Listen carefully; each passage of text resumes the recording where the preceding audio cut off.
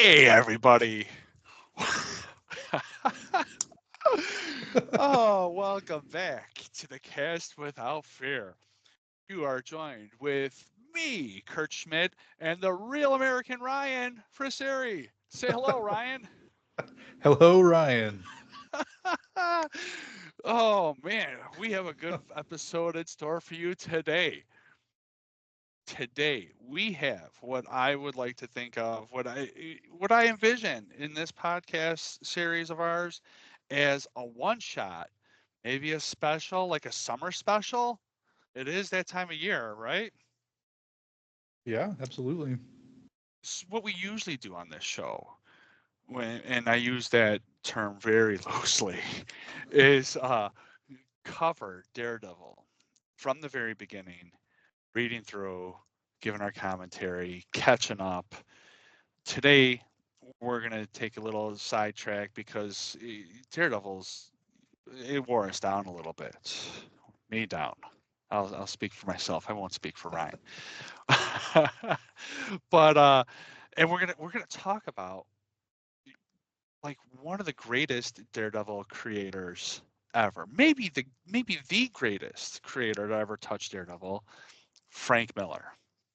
And it's I, I forgot. This episode is sponsored by Aviation, Gin, Daredevil Edition, Deadpool Edition, Deadpool. not Yeah, there Daredevil. you go. My kids mix up Daredevil and Deadpool, and it always drives me crazy. I've had too much of this already. If you've seen the Ryan Reynolds commercial, I'm drinking a Deadpool um, vasectomy. Yeah, vasectomy. Vasectomy. I'm on my first one. I have a whole thermos here. We're gonna mix it up. We're gonna have some more. Ryan's drinking a vasectomy. Looks like it. Yep. Maybe. This is a good drink. I bet, yeah, it had me at cranberry juice. I was like, oh, cranberry juice and liquor? Count me in. I don't care what Yeah. else is in it. I had to buy it. I don't normally have tonic. I do like gin. Um, I do like gin though. So that I never tried the aviation, the American gin. Mm, All right. Now made that by a now that Canadian. yeah. Yeah, that's funny. Uh how much money did I put in the Rob Liefeld's pocket by buying this? Oh, man. Hopefully very little, but you never know. He gets Depends a on how five good his lawyers are, I he guess. gets 5%, man. A What? nickel. He gets a nickel on every Deadpool. Oh, 5%. He owns 5% of this bottle. I cannot wait to see him again. I'm gonna try to get a blood splatter chisel sig with like a remark. Hopefully I can get like a little balloon Deadpool sketch right here. Oh my god. I think he's gonna like cream himself when I bring in this bottle. and wait And until he signs it and then tell him, oh, by the way, you blocked me on Twitter and Facebook, and yeah. somehow you blocked me from listening to your crappy podcast. And Yeah, all while you were sucking. Oh my God. All right. The obligatory Rob Liefeld reference out of the way. He was not this movie.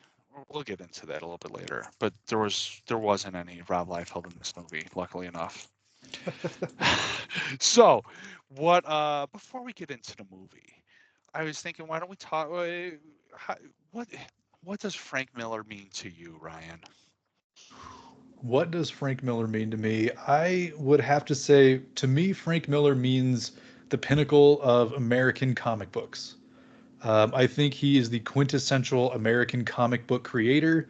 He, not necessarily single handedly, but he was very instrumental in changing the landscape of comic books in the late 70s and early 80s, ushering in what I would consider the modern age. I know that there's, official Bronze Age and Modern Age and whatever the hell, Platinum Age, whatever age we're in now.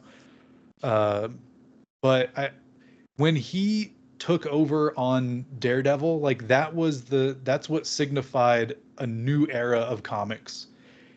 And he's had success in the mainstream, he's had success on the indie scene. He has had success as a creator owned guy. He's had success with big name characters. And I think that's a rare thing. A lot of days you will get creators that do both mainstream and indie, and usually they're really good at one and pretty crappy at the other. It's rare, I think, to come in and just completely knock out everything that you're doing. And that was something that Frank Miller did. Maybe it's because he wasn't arrogant enough to spread himself too thin. Uh, Maybe that's what it was, but his DC work is phenomenal. His Marvel work is phenomenal. Everything that he did as a creator on stuff that he creator owned, it was all fantastic. I don't know whether he's better as a writer, whether he's better as an artist. I think personally he's best when he's the artist on his own stuff. But that's just me. What does Frank Miller mean to you, Kurt? I couldn't say. I don't think I could add anything more to what you said. You said it perfectly. He is like the quintessential comic book creator. He's at least, well, yeah. I mean, uh, my hat is representative of the last time I think he did anything good. That's fair. uh, That's fair. Watching the movie, I'm like, man, thinking about Miller and thinking about this episode and stuff, I thought like, man, I love Frank Miller. I so much. I have so much stuff like as a collector, as a fan or whatever. So many little knick-knack things from this Katie's Club Pecos shot glass that I bought like whatever in the 90s, you know. I have a Zippo lighter that I have all this stuff. Man, we use down here in the basement, we use Sin City coasters. I have like it's amazing how much Frank Miller stuff and it's all 20 years old or older. um but yeah, he had I would say if I was a creator, I would say he had a huge influence on me. I think he's probably had a huge influence on what I've read, what I like, what he's definitely expanded my thoughts on the medium, on the art and writing and stuff like that. Like his Sin City, his between Sin City and like 300, he definitely like expanded. Like if it wasn't for Frank Miller, I don't know if I would have picked up like that artwork or something. You know, like I wouldn't have like at least not at that time. I wouldn't have given it a second look. Mhm. But it was him. So like, all right, yeah, all right, yeah. Yeah. He's a special kind of guy. Yeah, it's funny that you say it had a huge influence on you. I feel like if you go back and you read interviews, because you can't really watch interviews, but like if you read interviews with creators that were doing stuff in the 60s and maybe like the early to mid 70s, even into the 80s, a lot of the creators, you ask, oh, who's the most influential creator on your creative process? And there's like you get maybe two or three of the same names all the time. You're going to get Jack Kirby, you're going to get Will Eisner, and you might get one other person from the 40s or 50s or whatever. And that those were the creators that influenced the creators in the 60s, the 70s. But once you start getting into like the 90s, the 2000s, the 2010s, I feel like a lot of the people that are creators now that are relatively close to our age, our contemporaries, if you ask them, who's the most influential creator on your creative process, I think the answer is going to be Frank Miller most of the time. Like I think Frank Miller he's the creator that influences other creators. And I think Yeah, a lot of the people that I love that made books in the 2000s, um, they would cite Frank Miller as, oh yeah, I remember when the Dark Knight Returns came out, or Year One, or I remember his work on Daredevil when he first came in and took over that book, and it was revolutionary, and it changed the way that we approached, third person narration or first person narration. It changed the way that we approach composition. It changed the way that we approached panel size, that sort of thing. Um, I think Frank Miller is like the modern day creator's creator. Yeah, I think so. That's yeah, I think that's fair. And it's funny you bring up Eisner. That's I Miller's got a good story about Eisner in the movie.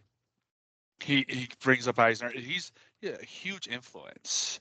There's a whole book, Eisner Miller. That is just an interview. It's a conversation between the two of them. It's awesome.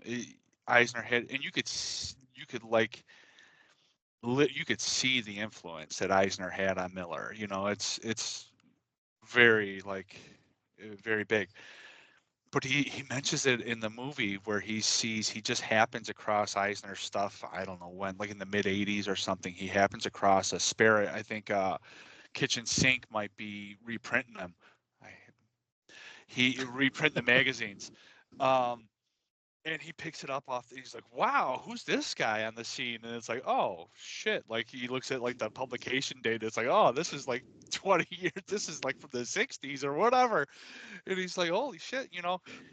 Uh, but then he becomes like a friend with Eisner, and like they bounce stuff off of each other and everything, and it's cool. The mindsets are similar, and like I think the mindsets are similar. The motivations are similar, the approaches and stuff, and all that, and that I think like I'm not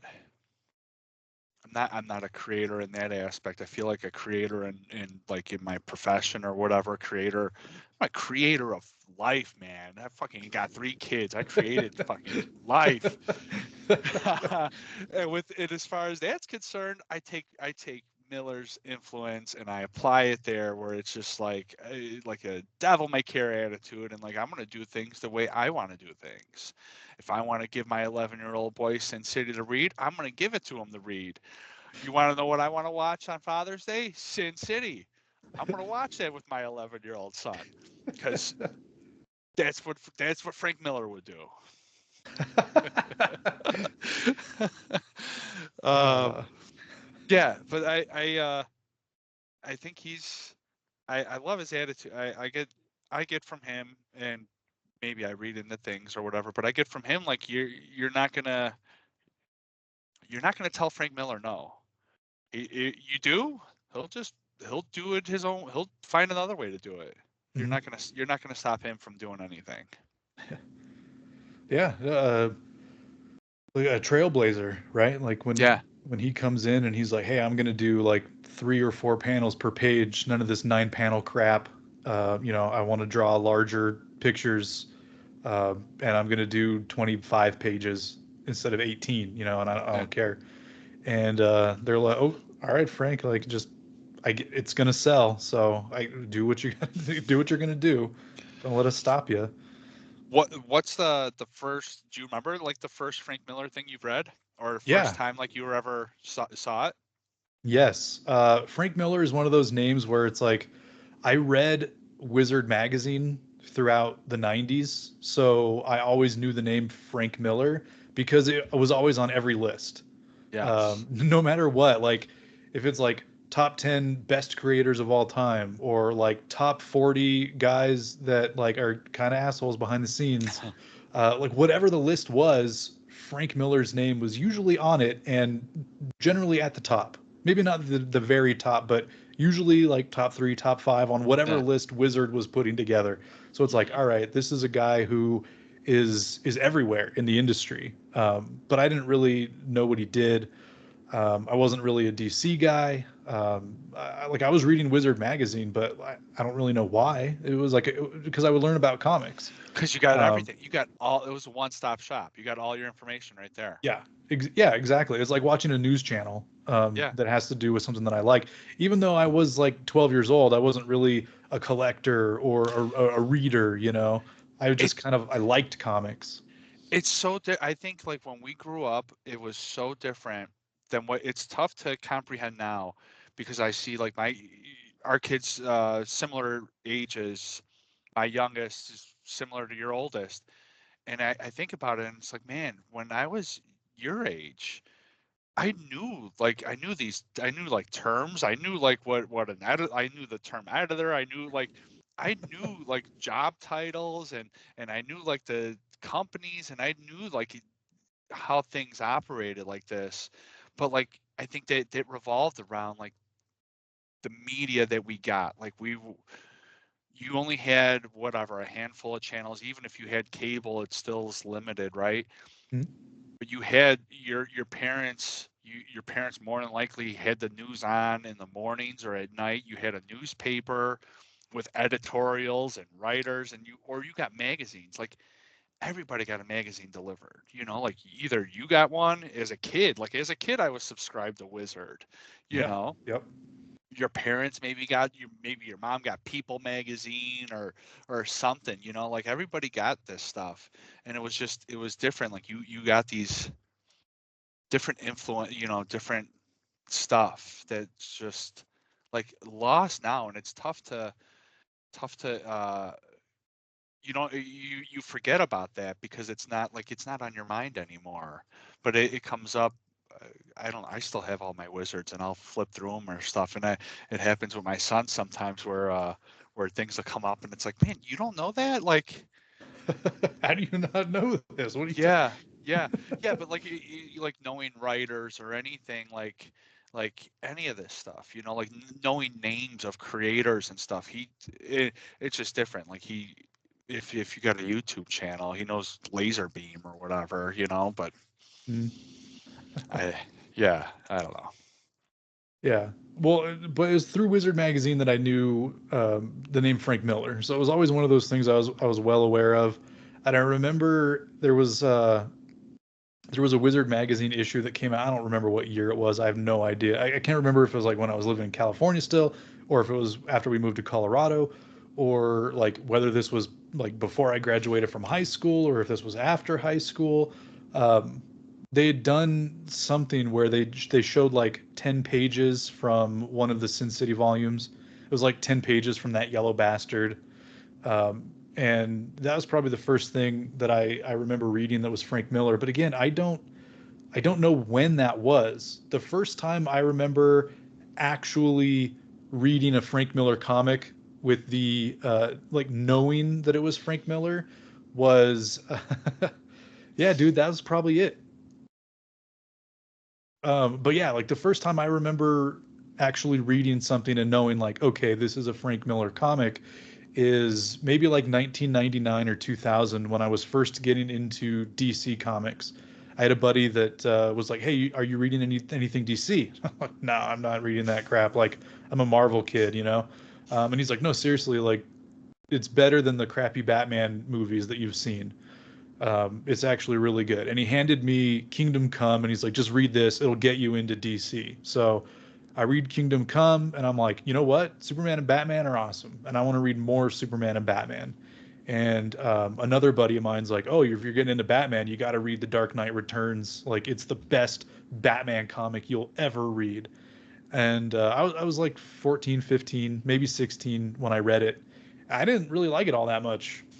I'll be honest, like to this day I still don't really like The Dark Knight Returns, but I liked it enough to be like, okay, this Frank Miller guy, he's pretty good. I don't really like this story because like this is not Batman. This is Frank Miller's Batman. This is not actual Batman. Um, but I was just like open to Frank Miller. And eventually, when I got into like my Wolverine fandom and realizing that Frank Miller drew Wolverine Volume One, and so reading the trade for that and being like, oh, this artwork is gorgeous. Eventually moving into like the Daredevil stuff that he wrote, well, and wrote and drew, and then of course the Born Again where he wrote. Um, yeah, that was I was kind of sold on Frank Miller from there, and then I think I started getting into Frank Miller's like creator-owned stuff. When I don't remember when Sin City came out. Was that 2006? Um, the movie. Yeah, So sounds right. I think it would have been 2005 then when like Batman Begins came out and seeing, oh, there's some influence in here from Year One, which I've read. So maybe I should read some other Frank Miller stuff. And then just kind of branching out from there. So that when Sin City came out, it was like, oh yeah, like, heck yeah, like I just read this. And then of course when the movie comes out, they're like, hey, we're going to release like new trades of each volume, and so then super collectible or super easy to collect and everything. Um, so yeah, that was kind of my introduction to Frank Miller. It wasn't like I read it when I was 12 and it opened my eyes. It was like I came to it relatively late, late teens. Um, but liking pretty much everything except The Dark Knight Returns. I still don't really like it. I don't really like Year One either. I don't really like his Batman stuff, like the All Star Batman and Robin the Boy Wonder. Didn't really like that either, man. I don't know what it is. Um, but critical success, fan favorite kind of stories. I'm interested in hearing the top five now. Uh, I thought this is gonna be really interesting.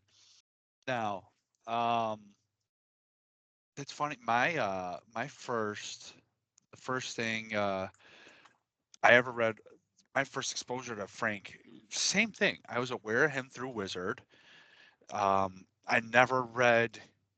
I knew of like his Daredevil stuff through Wizard. Daredevil seemed like the lamest character to me. I'm pretty sure we spoke about this, maybe the first episode, but this could be like a flashback, and Daredevil just seemed lame. He's a blind guy, a blind lawyer that does not seem that interesting. And like Wizard could talk about it all they want, but like I don't know. I was into other stuff. Jim Lee, Liefeld, Image, like I like that. And Miller was like, okay, whatever. I was.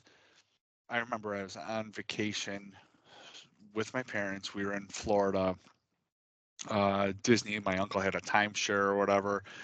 One day, I don't know why, random day, we were at the like the Florida State Mall in Orlando or whatever. Little comic stand in the food court, and the guy had. I swear it was That Yellow Bastard because that thing stuck out to like the 12-year-old me or whatever.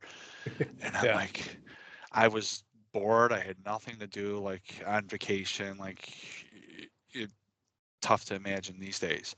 But like, I probably maybe my Game Gear, I was out of batteries or whatever. Like, all right, you're like, hey mom, can I have 15 bucks? That's what like that's what was on the things too. It said like 15 bucks. It wasn't like 14.99. Like it was, that's how they priced them. Um, but, I bought that, and I remember like going back to the room, and I read through that thing in one night. I didn't go to sleep. Like I couldn't go to sleep. I read it at night, and I'm like reading it. There's like boobs on the page and stuff. I'm like, oh my god, like like I can't let mom and dad see this. And then Right. like it was like amazing. I loved it. I read it all in one night, and then like the next day, I'm like, hey, can we go back to the mall? Are we going back there today? We're not going back. Why would we go back to the mall? I'm like, oh, I really want to go back. I don't know if I told them. Like, I begged them enough. So we went back to the mall so I could buy another Sin City book. That's when I bought like the first one, Sin City. Um, but I loved it. Like that was my introduction. And then from there, I just, okay, sign me up. Like I would pick up anything for like the foreseeable future, like for a while. Whatever Miller put out, I was buying, and I yeah, I loved all of it. There's a couple things. A few years after that, like I remember going to the Chicago Comic Con, and there was Wizard World Chicago at the time. Saturday nights, Brian Polito would host the Lady Death and Evil Ernie creator. He would host an auction for the Comic Book Legal Defense Fund, and they'd get donations from people, and Frank Miller donated stuff. And the one year, it might have been 2 years, where I bought a couple different things. I bought one of my like prized possessions, man. This supposedly from Frank Miller's personal collection, a Daredevil Punisher collection signed by him. And That's then cool. I have a giant, like 6 foot tall poster from GI Joe. Do you remember when Dark Horse did? I think it was like, it's not the regular GI Joe characters. It was a strange like thing, but he did like almost like a Sin City style GI Joe poster.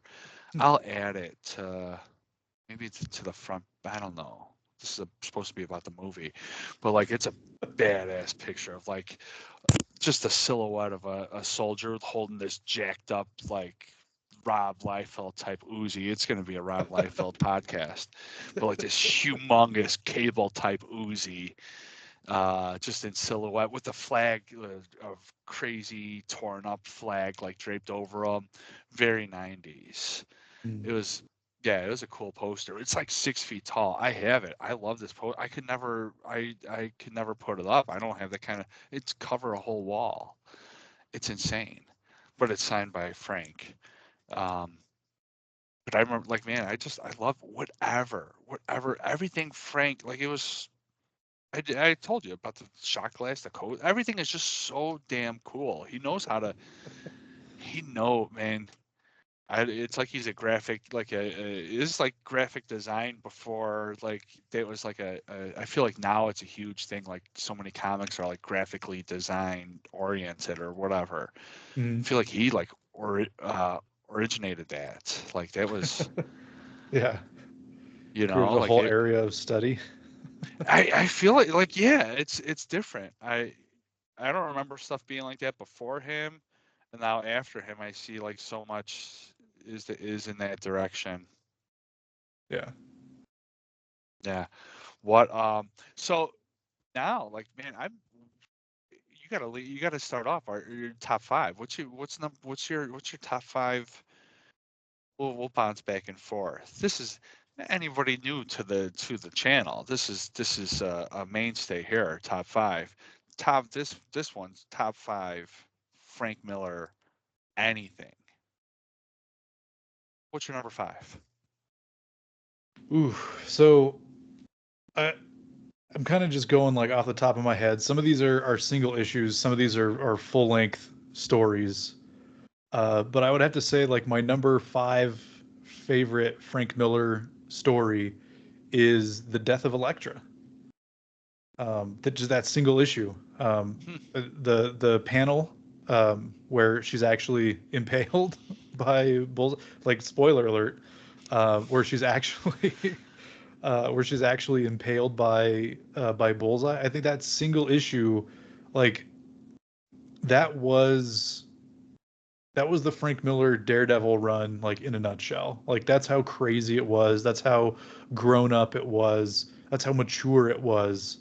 Like going back and reading like the Frank Miller run, it just it kind of starts off where it's just like serialized, this issue into the next one, into the next one. There's not really like this overarching story, and then kind of by the end of it, you do kind of have this overall storyline with like Elektra and her history with Matt and everything, and like all this stuff and how it all ties into Kingpin and everything. You finally start to see these threads kind of coming together, and of course it culminates in that one issue. And yeah, like obviously I wasn't reading it as it was coming out. It was one of those things. It's like I kind of know it's going to happen before I ever Yeah. actually get to read the comic, thanks to trading cards from the '90s and the Daredevil movie in 2003 It's that we don't speak about. that Uh, iconic image of like yeah. it's yeah, you just know. I remember that like flipping through the pages of Wizard. You just like I Yeah. don't. I feel like they just threw that image in wherever they could because it's so awesome. Right. Yeah. It's just such a powerful image, and even knowing what happens beforehand, even like finally getting to read the Miller Daredevil run like years and years after the fact, already knowing the big kind of emotional pulls, it still hit. That issue still hit me, and for that, like that issue alone is number five on my list. I can't remember, like off the top of my head, was it like Daredevil 183 or something like off the top of my head? I don't remember. 181 or 183. I'm probably confusing it with like Hulk 181 with Eh, Wolverine, but I I think you're right on. I want to say it's 183. Uh, It's yeah. if you go through it's strange. It's strange, but it's not. If you go through like Marvel's history and a lot of key appearances or a lot of key books happen around the same numbers, which is strange, except when you realize that all these books launched at the same time, it's not that strange because it's like the height of stuff. So you have like 129 with Spider-Man and the first appearance of Punisher. Then you go right over to X-Men and you got the first appearance of Kitty Pryde, 130 Hmm. first appearance of 129's Kitty Pryde and White Queen, I believe.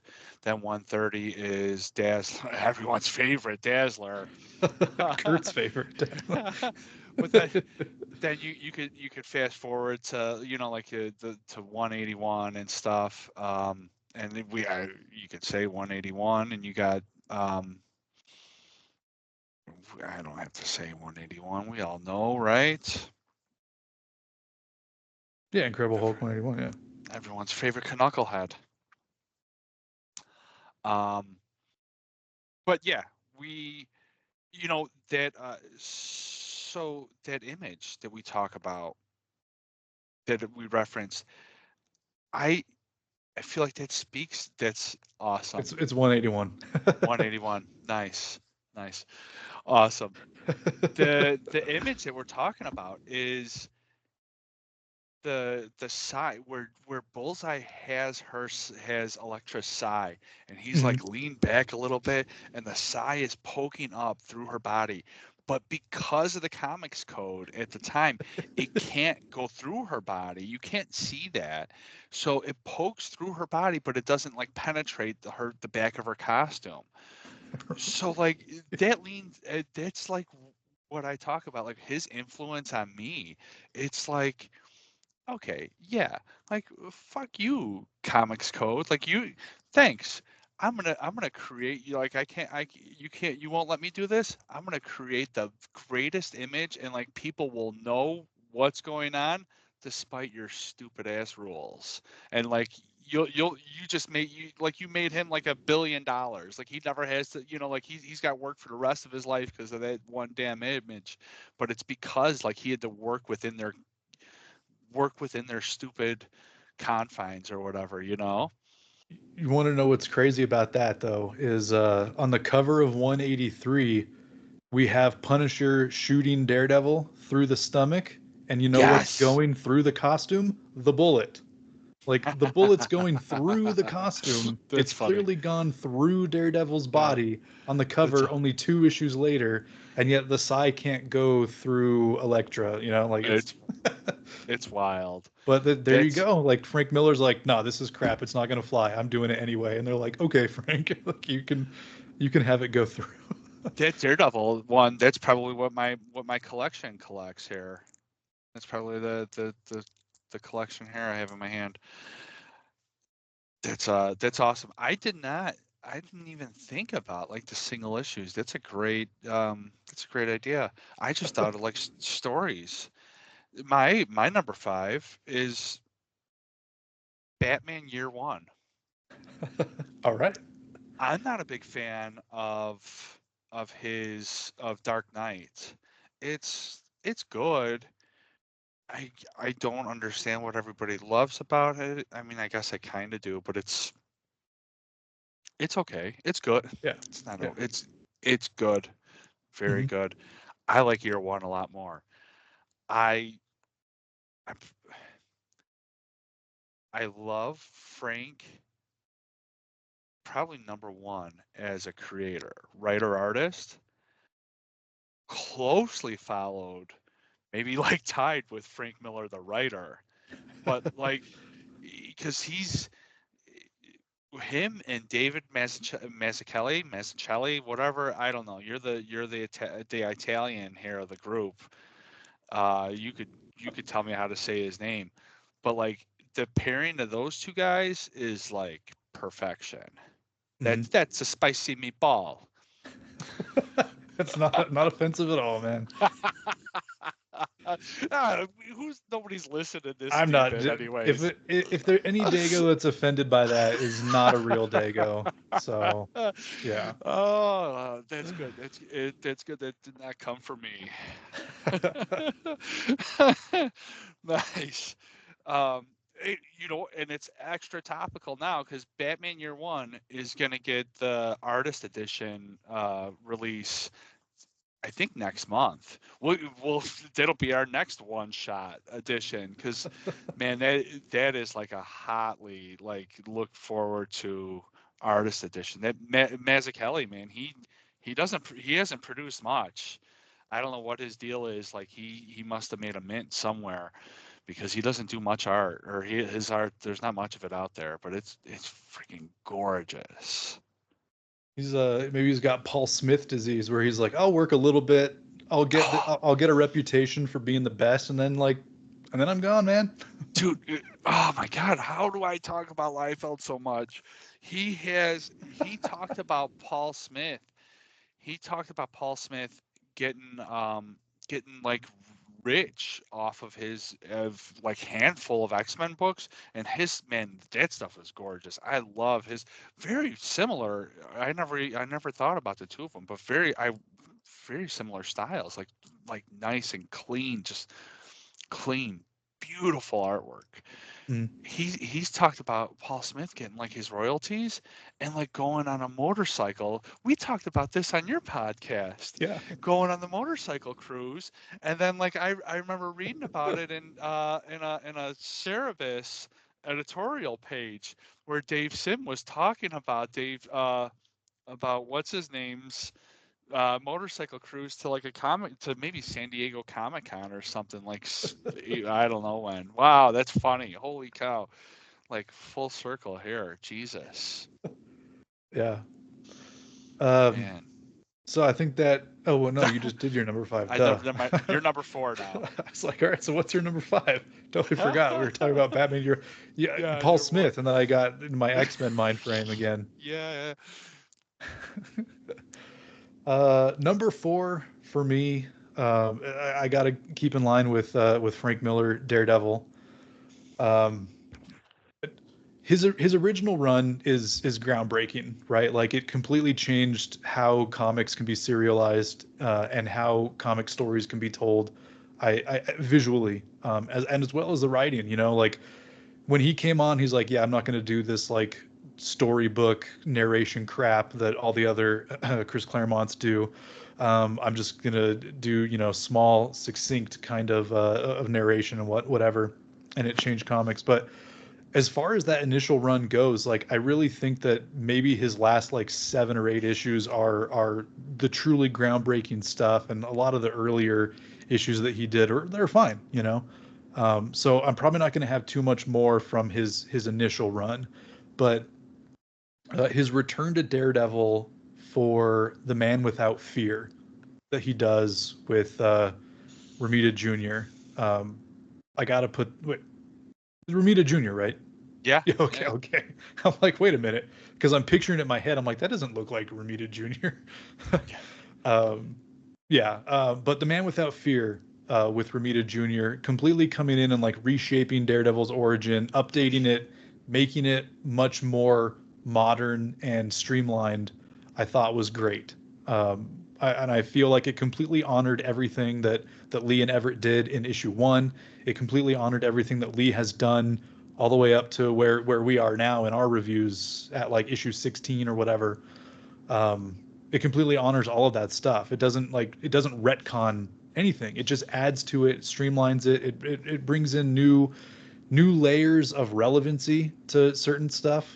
And I love the whole thing with Kingpin. I think that the Kingpin's best stuff that Miller does is a different Daredevil story, but I loved his take on Kingpin. I feel like that's really where maybe not necessarily where Kingpin shines, but where you're like, oh, okay, this guy, he's not just like some overweight Spider-Man Yeah. fan. He's a really scary dude. Even more so than like the stuff that we get in the early Frank Miller run. I think that Man Without Fear also redefined Kingpin, and obviously it defines Frank Miller's creation of Elektra. So that one's got to be, if the death of Elektra is number 5, then I think Man Without Fear's got to be my number 4. You might say, like, Daredevil year one. Yes, exactly, and it's better than Yeah. Batman Year One. It is. Yeah, I would agree. We'll see that soon enough. My number 4 is Wolverine. Hmm. That that's the only one that I have with him as the artist. That solely as the artist. That is his his storytelling is awesome. It, that's written by Chris Claremont. In this movie, Claremont is quoted.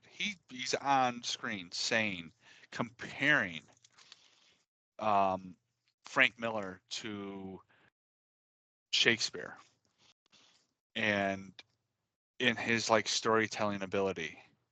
I guess I don't know. I'm not. I probably had too many vasectomies now to say this as clearly as Chris Claremont did.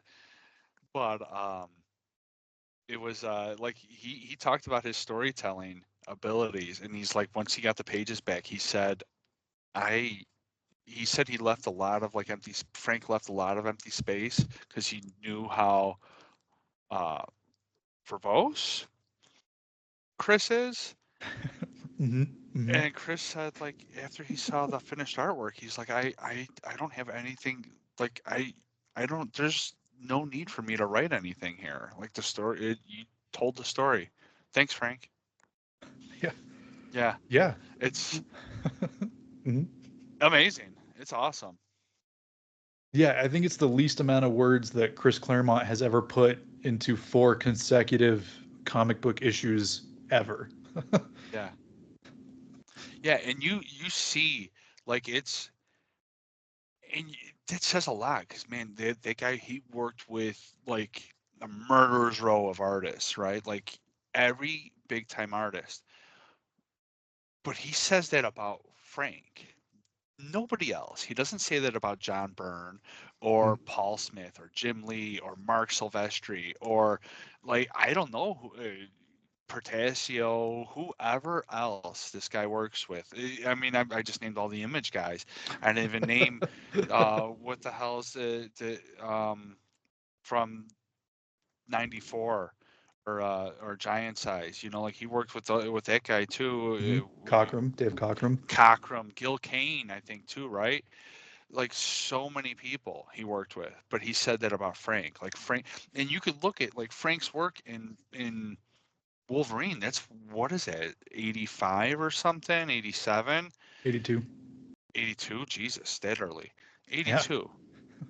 80, you could look at that and it's like you look at that compared to other stuff of the era and it's like widescreen. It's like like uh what's what is it, the Authority, right, where the guy's like credited, oh, he brought like widescreen. It's like, man, Frank Miller did that shit 40 years before you, 30 Yeah. years before you. Back in like 1978, son. Yeah, yeah, like all that stuff, like his panel stretched the entire page. Mm-hmm. You know, it's like it's different. It's completely you see like it's the origins of Frank Miller right there. The origins of Frank Miller storytelling, and I think it like once he had like the shackles of of writing lifted off of him, it's like okay, like he could let his mind, he could let so much more go into this, you know. And then like I feel like he brings it in. It's just like he's continually evolving. Yeah. Yeah, I agree. I agree. All right, cool. So Wolverine Volume 1 as your Yeah, number 4. Okay. All right. probably a little low for you, I imagine. Not too much lower. Um, my number 3, I would probably actually go with a creator-owned book that he did, Ronin. Oh, I don't think anyone draws, at least any American. American or European or South American artists. Probably the only artists that are better at drawing ninjas or samurai are probably Japanese artists. I don't think that there's anyone out there that draws a samurai or a ninja quite like Frank Miller in American comics. And for that, I went with Ronin as number three. Nice. It's yeah, tough to disagree with that. I believe was Jeanette. I think it's Jeanette Kahn is the editor of that. Is that right? Do you remember? Come I know on. writers, I know artists. Sometimes I Oh know my god. colorists. I don't know editors, man. Who Oh, cares? colorist. Are you kidding me? Um, It's because it's I always think the same. I'm almost positive it's Jeanette Kahn. She was recently on a Miller Time episode. That is Mark Miller's YouTube channel, and she talked about bringing Frank over to like stealing him from Marvel to Vertigo, and like Ronin was the first thing, and how what he wanted to do for Ronin, and that they couldn't do it.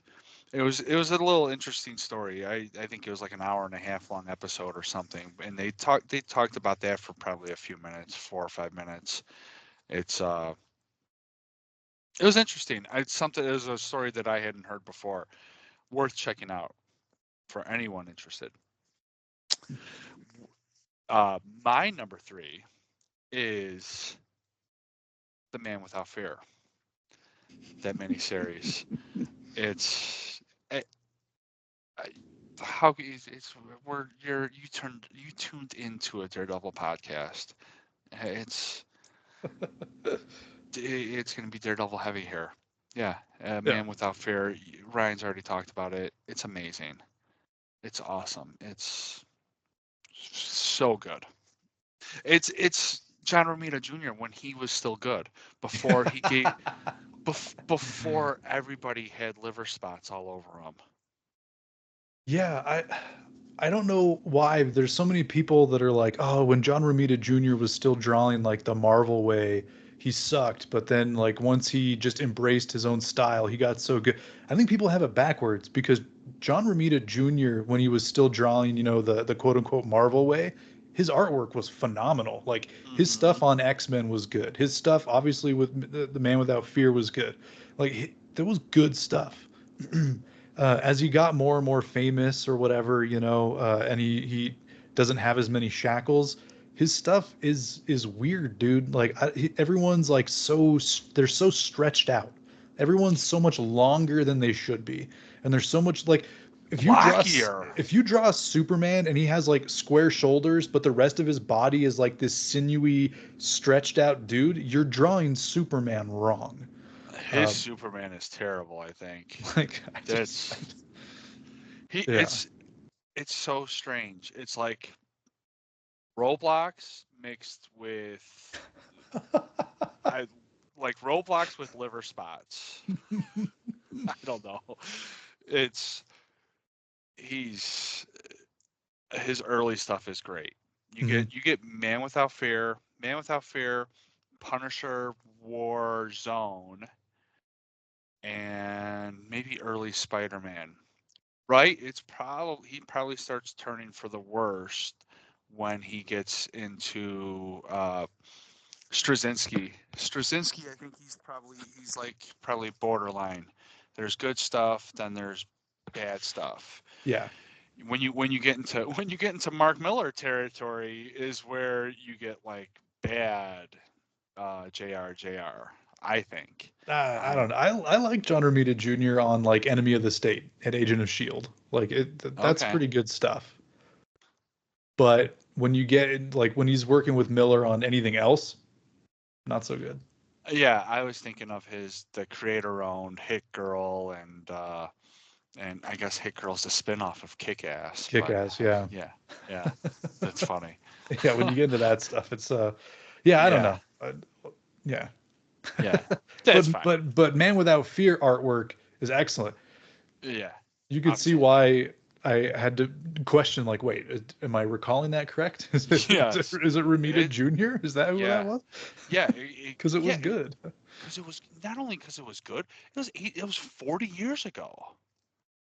Or not, that wasn't 40 years ago. 30 years ago at least. Yeah, was it I like don't know when it was. 94 or something like It had that? to I be. think Yeah, somewhere around he's there. been in whatever 30 years ago. Yeah, He's been drawing yeah, comics a long time. long time. Yeah, it's a crazy long career. All right, what is number two? So I'm kind of on the fence on this one because obviously I'm a Wolverine guy. I got a podcast called Talkin' Snicked, the Wolverine Show. I love me some Wolverine, and Wolverine Volume 1 is like the quintessential Wolverine story. Like if you are just getting into X-Men comics, Wolverine comics, you have to read Wolverine Volume 1. So this is where you got to start. Backstory be damned, you don't really need it to read and enjoy Wolverine Volume 1. Um, so I kind of want to put that one number one, but I think I'm going to slot it in as number two because I think there's something out there that is a little bit more perfectly Frank Miller, that is going to take up that number one slot. You probably already know what it is. Everyone probably already knows what I'm going to say for number one. So I'll just say Wolverine Volume 1 as my number two. I really feel reading that a lot of the Chris Claremont, I almost said Chris Miller, a lot of the Chris Claremont narrations that we get, they don't sound like Chris Claremont. They don't even sound like Chris Claremont when he writes Wolverine. I'd be willing to bet that a lot of the narration and dialogue that we got in Wolverine Volume 1 was actually written by Frank Miller after the fact. Like, I really feel like Chris Claremont wrote his script, sent it over to Frank Miller. Frank Miller drew the living crap out of it. And then Chris Claremont got it back and he's like, I don't even. What do you think, Frank? And Frank's like, say this, like that's how I think it went down because it reads to me like a Frank Miller comic, not just in the amazing, astoundingly beautiful artwork, but in the narration too. I really feel like Frank Miller probably also wrote it, but he still wasn't super established yet. So Chris Claremont was still the writer. But I Yeah, mean, Frank Miller's coming off his acclaimed Daredevil run. He obviously has the writing chops. So let the kid write it and draw it, and then just slap Chris Claremont's name on there so it'll sell. That's what I think.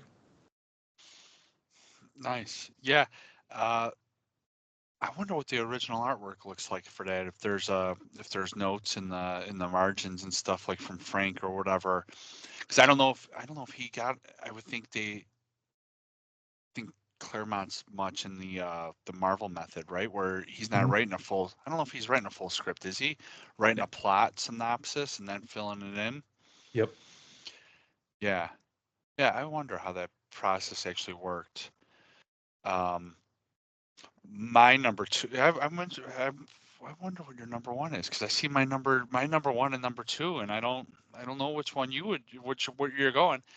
My number two is Sin City, and all of Sin City. Like it's not for me. I'm giving it to my kid to read, and it's like, here, read this, and I'm like, I started them with the first one with Marv and stuff, and then like, you just bounce around. It's great. It's great because it all relates. It's all like, it all just happens. He does it so perfectly, where like you don't have to read. It doesn't matter what sequence you read anything in. You could read one, you could read all of them. The more you read, I think the more enjoyment you'll get out of it all. Like it's awesome. The artwork is great. It goes from like I feel like it goes from really detailed to really like I don't not abstract, but like minimalist maybe. It's it's his use of like negative space and it's man, it's amazing. I remember reading driving to Michigan with my family in with my aunt and uncle in the 95 Tahoe that I now drive as a daily car, reading in the back seat of that as a little kid, like reading my Sin City, my aunt, like, hey, what are you reading back there? And like she takes it and like looking through it and like looking at like the page, like there's a page of like I think it's Marv, or it's not Marv, it's I forget the guy, I think it's Bruce Willis, whatever the character he is, but he's like Cardigan. standing, yeah, he's standing Sorry. like outside of the. I just watched the movie, damn it. He, he's standing outside like the barn or whatever, and it's just he's like like a silhouette, just like solid black and white, and it's like this upshot, and like I remember her looking, stopping at that page and like looking at it, and like this is interesting, and like it's just fucking cool.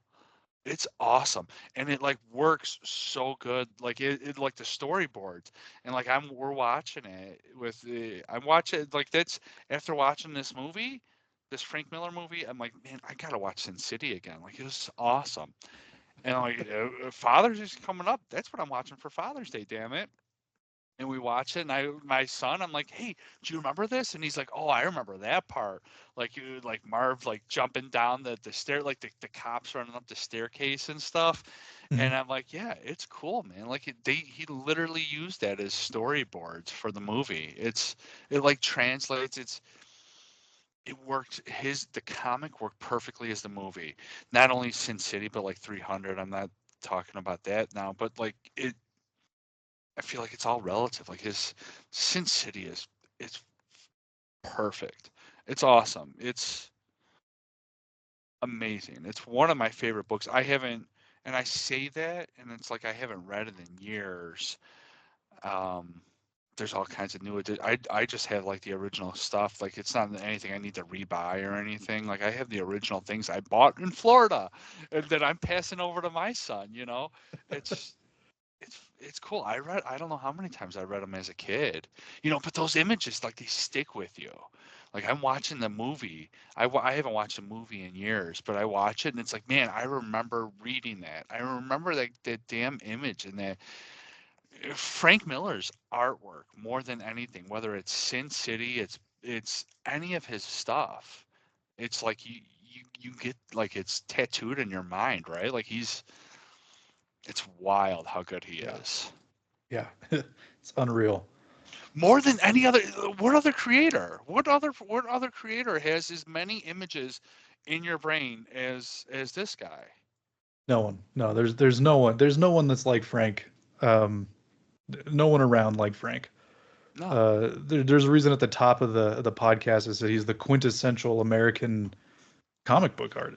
Like everything he does Yeah. about comic books it's the standard now. You know, Yeah. um, and his images are so much more pure than like anyone else's. And it's not that he draws like hyper realistic or anything like that. He just draws. I don't even know how to describe it. It's ineffable. Like It, I can't figure it out. it's you could go like from the beginning to maybe not now his artwork now. I don't know what the hell he's had stroke. I don't know what, but his artwork now. It's You know old. what? Like we'll get into that with the movie. So that's another thing. Never mind. Let's go. We gotta carry on. We gotta push this along forward. What I'm dying to know. What is your number one? Yeah, my number one is the entirety of Sin City. Yeah.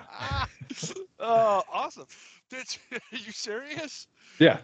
That's I great. How I could you divide it up? You can't. you can You it's can't. it you can't. Literally, two of us here. We didn't communicate about this beforehand. You can't divide it up. How? Yeah. I took his entire original Daredevil run and I condensed it down to one issue. I can't Yeah, do that with Sin you can't do that with Sin City. can't. And you can't pick, this volume over that volume because every volume is excellent. I think the Mm-hmm. reason why I don't really like Frank Miller's Batman is because it's it's what if Batman was in what if Sin City was Gotham City? Yeah, yeah, I yeah, yeah, read The Dark Knight Returns, I read Year One. Gotham doesn't feel like Gotham. Gotham feels like Sin City. Batman feels like if Hardigan put on a freaking bat costume, you know? But I don't get that with Daredevil. You know, it's like he writes Daredevil the same way. Hell's Kitchen is just like Sin City. But the characters feel, Daredevil, Matt feels like Matt, and Elektra feels like Elektra, and Foggy feels like Foggy. Jim Gordon just feels like Jackie Boy, and like that's it. And I think that's why I don't really like Frank Miller's Oh Batman God. stuff.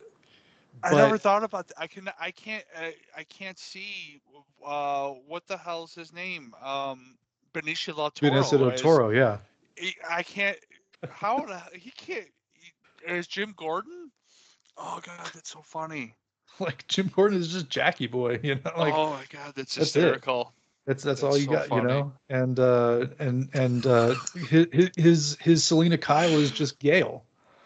Um, that's that's it, man. Like that's all.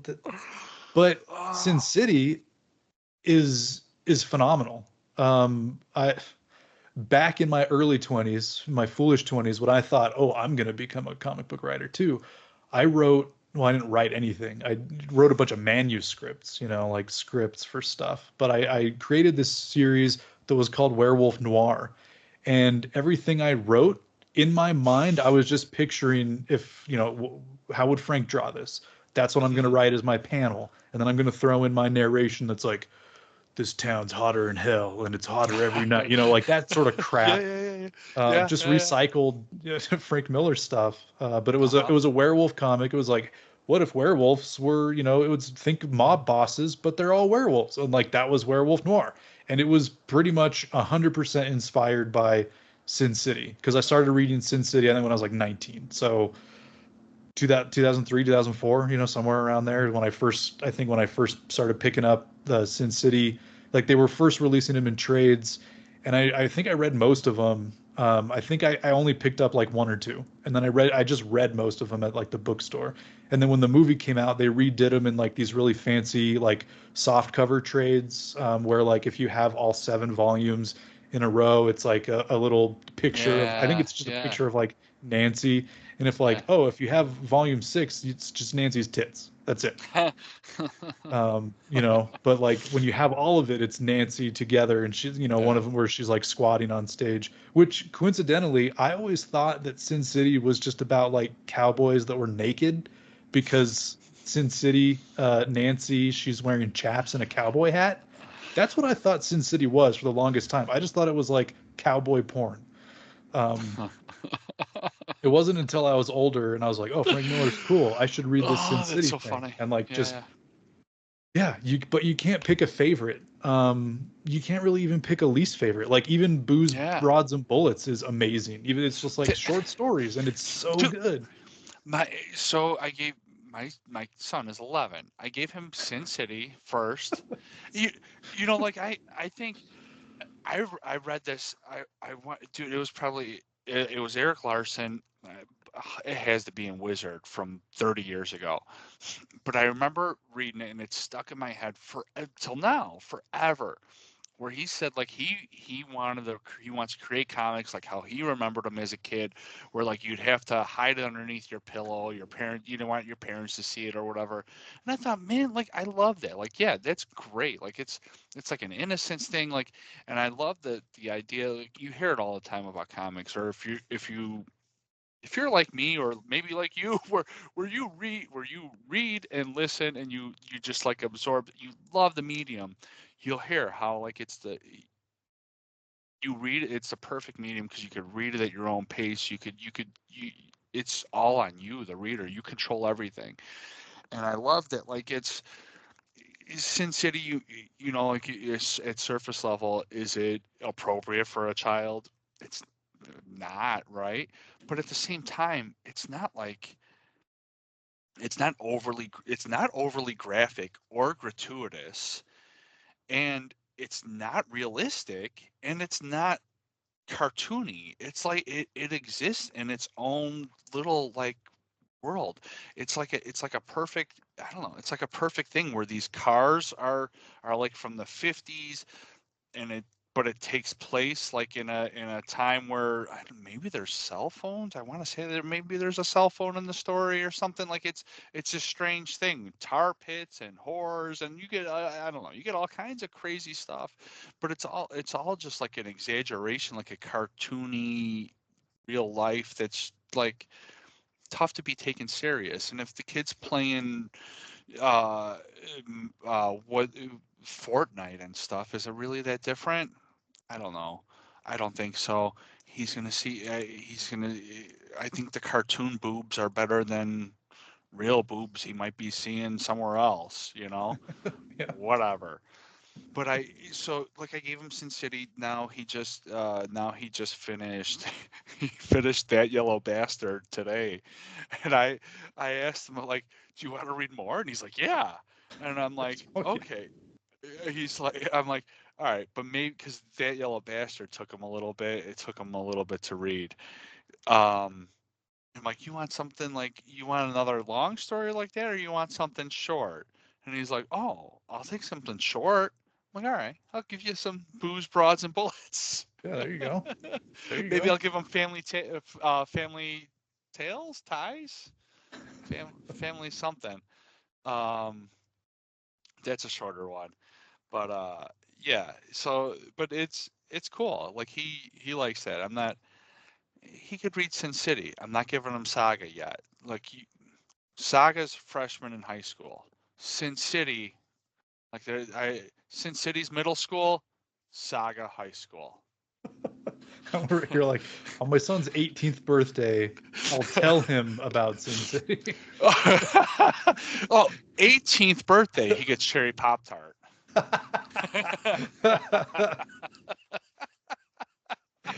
Oh, yeah. No, he's just gonna get that at the shop and park his car around back. We live by the forest preserve. It's probably behind. It's probably like by a tree out here somewhere. Oh man. Uh, man, I went on. God, this is the longest episode ever. I went on forever. That's only my number two. That's your number two. That was not. What the hell did we talk about? What I No, talked that about was your mine. number two. Your No, that number was my one. number one. I Sin talked about City number two, and then was I went number on one. about your number one. Jesus Christ! What the We're hell just, am I we doing? just got like 40 minutes of back-to-back Sin City. But I mean, What? it's Dude, it's how could Frank you at his not? best. His unadulterated Frank Miller, 100% at his best. They, there's what is there? 5 hours of Sin City feature length movies out there? Like, yeah, we could talk about it for 40 minutes. Whatever. I don't They care. It's our they, podcast. Stop listening. I don't give a shit. they didn't do Hell and Back, did they, in the second movie? So I like don't there's think. still more. Like they can Yeah, do more. yeah, yeah, yeah. Rosario Dawson would like to do more. She said so. I saw it. There you go. I guess they're gonna do a Western City though. I don't know. All We'll right, see. okay, I can see that. Yeah. My number one is Daredevil Born Again. I love that. I think I think Marvel misses the mark with this is the thing that DC does great and why everybody loves Batman, and Batman is fucking trash. I hate Batman. He's the worst character ever. But DC does it awesome where they just pump out these trade paperbacks and they like pump out these stories and like here's a Batman for you and for you. There's a Batman for everybody. Like, all right. I don't know why they don't do that with Daredevil. There's like they could just have a couple of they can do probably 5 Frank Miller stories alone with this character and Elektra. We didn't even touch Elektra. If we went to top 7 or maybe 10, we'd get to Elektra Strikes Again or whatever, or the Elektra Maxi series, you know, like Mhm. there's a good amount of stuff here. And like I don't know why they're just assholes and they don't push this stuff out. But like Born Again, like David Mazzucchelli again, like Miller is a writer. I think like that's the perfect pairing, the two of them. I love that. Um, but that Born Again is it's beautiful. It's just like it's a beautiful story to read. The artwork, the storytelling, it's I can't wait till we get to that. I love that. That's something like I own the issues. I own it in collections. I own the artist edition. Like I'll that's one thing I will buy and any format they put it out in, I'll buy it. Like I just want to see more of it. I love it. I love that like his Kingpin. Like as far as I'm concerned, like he created the Kingpin. Like eh, Miller Miller created Daredevil. He created the Kingpin. He created Bullseye. He created Elektra. Like he created those characters. He created Foggy. He created like Karen. He created the he created all the characters that we know. You Hmm. know, any version of Daredevil we know through Frank. Yeah. I mean, he took that other stuff and like he went with it, and we like the he brought the character back to a point. He like rewound it so that he's less. That's what he does with all of his characters, where they're like less not super heroic, right? Because like we could be super heroic, like less super powered. Like Hmm. he's more human-esque, you know. Like it's it's amazing, great Yeah. story. Yeah. Yeah.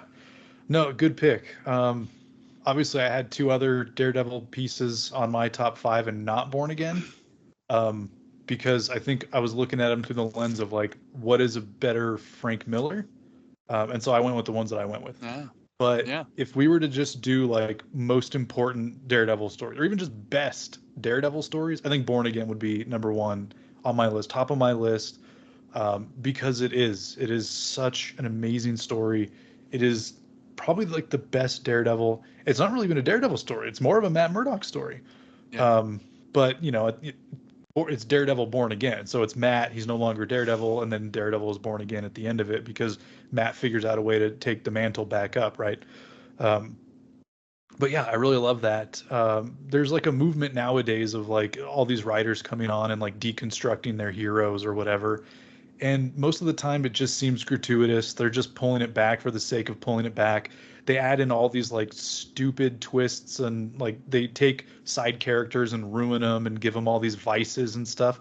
And like the weird thing is Frank Miller did that in Daredevil Born Again, but he did it in a way that was perfectly congruous with everything he's done in Daredevil up to that point. It didn't feel like some cheap deconstruction for shock value or anything like that. It made perfect sense for the character of Matt. The things that Karen does, like it makes perfect sense for that character.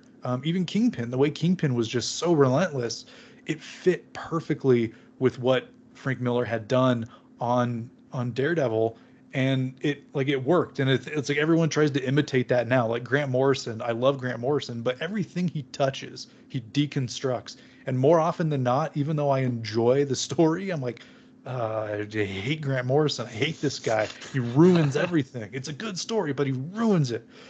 Frank Miller didn't ruin anything. He just made everything better. Yeah. Yeah. Yeah. You. Thanks for being succinct. That's you get that. That's what you get with us. You get somebody that can't stop talking, and then you get the nice succinct one. That's yeah. So that winds up our top five. Only 2 hours in. Whatever we're in, who knows? In all fairness, we only started recording like an hour Near, and nearly 2 hours in. Whatever. Uh, we'll get to this movie when we see fit. You know, that's fine.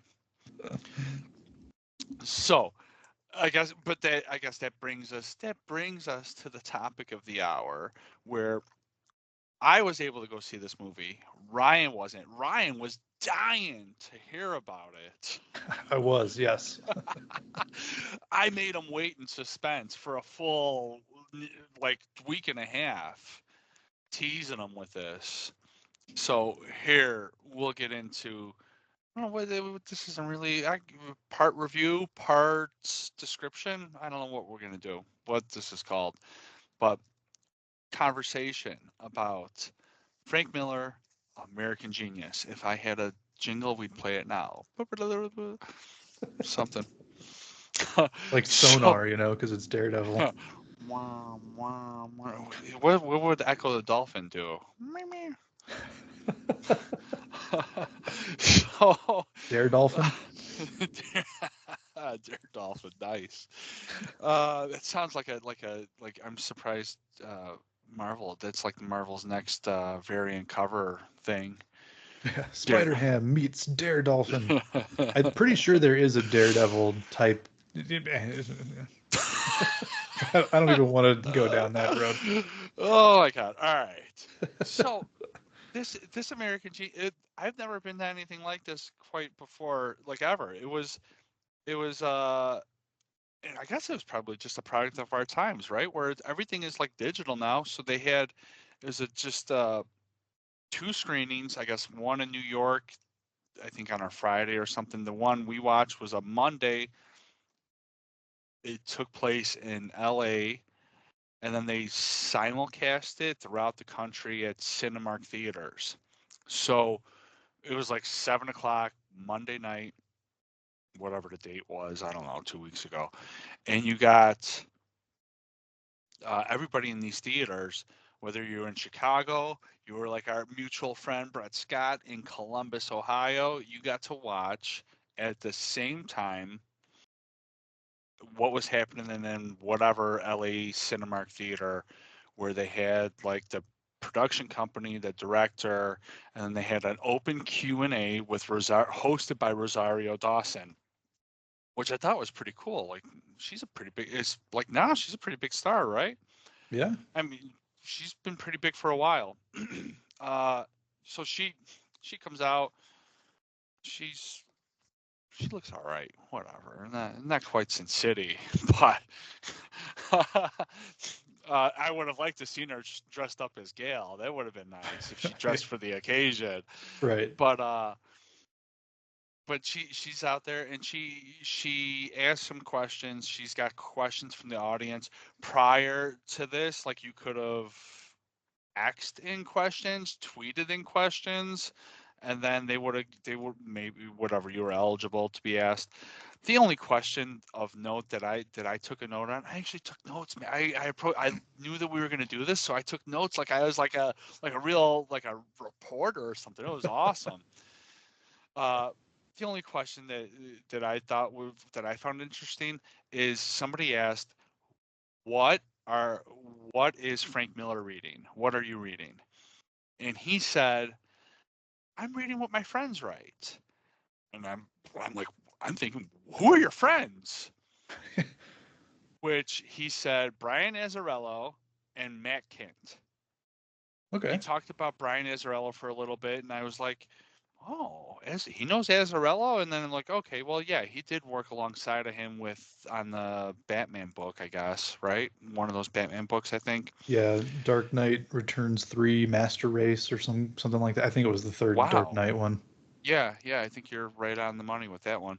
And then Matt Kint. I know Hmm. Matt, I know that name. I know Mind Management or MGMT Management. I guess I don't know how you say it, but he's talked about Azzarello, and then he brought up Matt Kint, and I thought that was interesting. I think Matt Kint is a creator, like a writer artist. I think.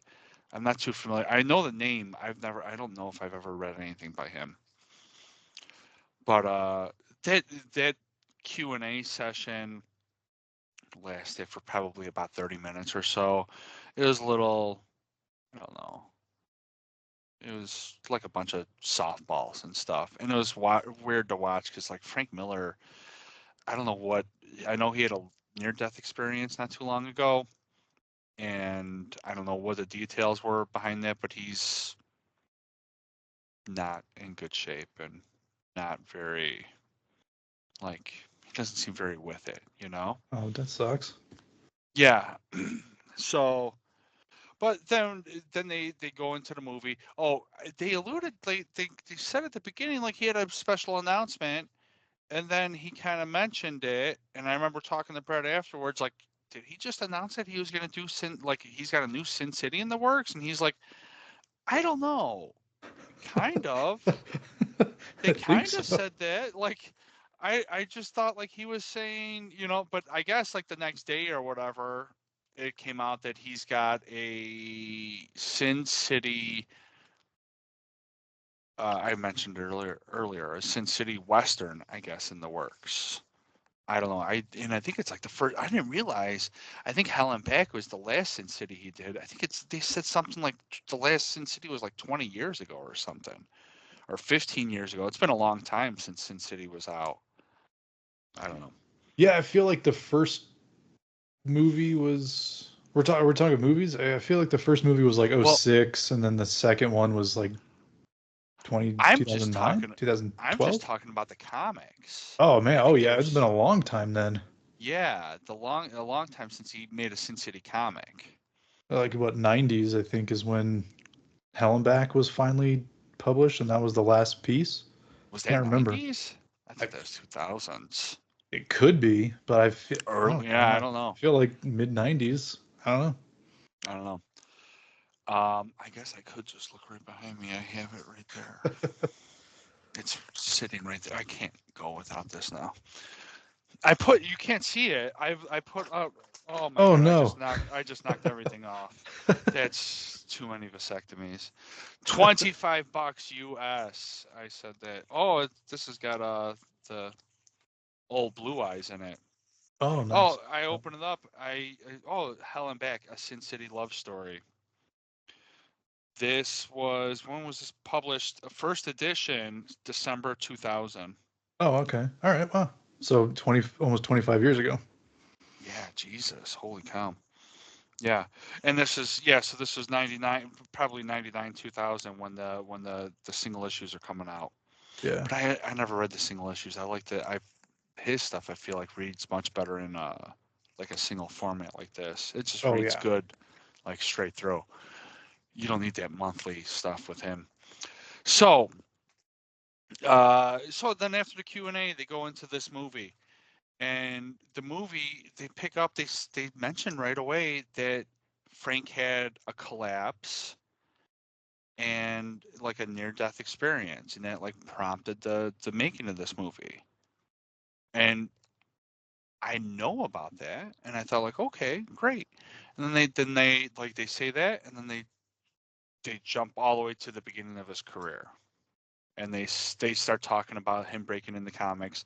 And one of the first things they talk about, they have Neil Adams on the screen, and they talk about Frank. Like I think Frank was working with like maybe his high school paper and stuff. Yeah, that's what it was. I think he graduated and then came back. He was working in comic. He did some comic strips for that, and he was good. They showed some of his early stuff. It was really good. He goes to Neil Adams, and Neil Adams has a studio. Neil says to him, "Your stuff is shit. You're never gonna work in comics. This is garbage." Like I don't. He doesn't even give him advice. Like don't even work in anything. Just like give up. Just quit.